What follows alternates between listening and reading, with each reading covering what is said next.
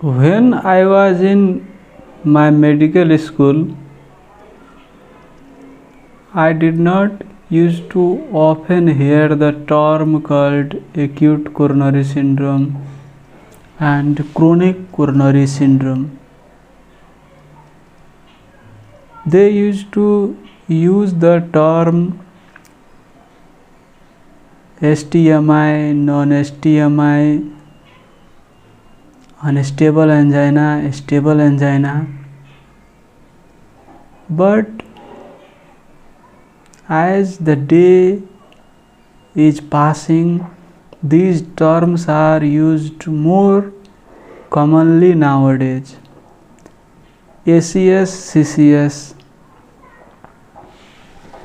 Why they have lumped together MI, unstable angina? MI means both STMI, NSTMI, and unstable angina in acute coronary syndrome, because all these three conditions are emergency. It requires emergent evaluation.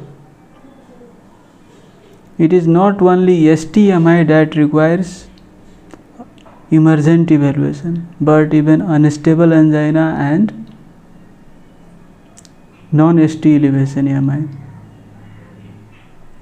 Why do you think that they emphasize much on ST elevation MI?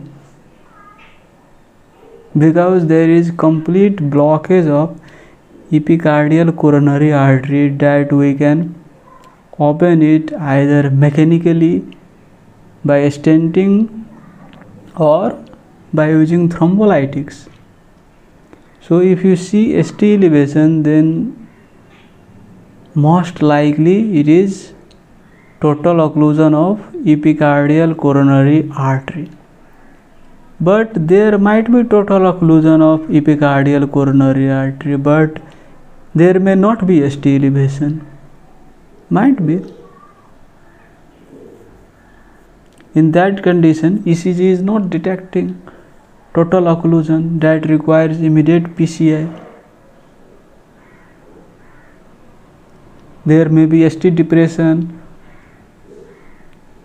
or non-specific T changes or non-specific ST-T wave changes, that is non-ST elevation MI, and that might require immediate PCI. That's why you don't only see the ECG, you also see the vitals of the patients, whether patient is in acute heart failure or worsening chest pain, rising titers of troponin, that might require emergent intervention, mechanical intervention.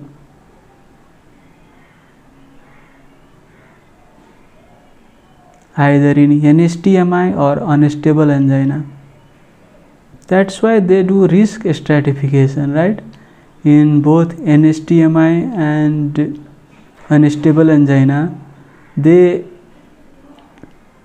stratify patients who needs emergent mechanical intervention, who can be intervened within 24 hours. They have developed a score called TME Grace Risk Score. With those scoring system, they stratify. And in all these acute coronary syndrome, medications that we prescribe in emergency department are same. We have to relieve acute ischemic pain with morphine nitrates. If oxygen is less than 90%, then we have to supplement oxygen. We have to give antiplatelet agents, dual antiplatelet agents, aspirin, clopidogrel, and statins. and we also have to give anti-clotting agents like low molecular weight heparin. And if patient is not in acute heart failure, then also beta blockers to decrease the contractility of the heart, because as the contractility decreases, oxygen requirement of myocardium decreases and chest pain gets relieved. We also check potassium, magnesium in all ACS cases and try to maintain potassium, magnesium in the normal range to prevent arrhythmia. So total management is almost similar in all these ACS diseases. That's why we have lumped together all these as ACS. We do not just see ST is elevated or not. We label as acute coronary syndrome. And chronic coronary syndrome means who does not require emergency evaluation, who can be managed medically, whose symptoms are chronically persisting and that is not causing hemodynamic instability or acute heart failure. That group of patients might also require stenting if not controlled with medications, but it is not emergency evaluation. That's why most often we use the term ACS and CCS.